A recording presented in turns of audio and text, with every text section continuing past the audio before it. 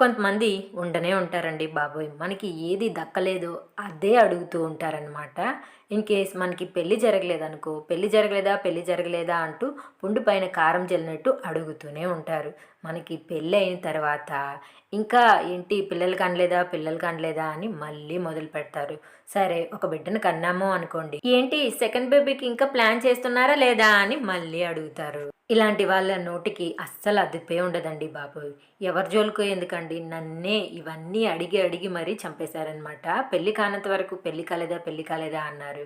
పెళ్ళయ్యి 1 year అవుతుంది. ఇంకా పిల్లలు పుట్టలేదా అని కూడా అడిగేశారనమాట. ఇంతకీ వీళ్ళందరూ మనకి జరగట్లేదని మనల్ని అంటున్నారా? లేకపోతే వాళ్ళకి జరిగింది మనకి జరగలేదు అని అంటున్నారా? అస్సలు అర్థం కాదనమాట.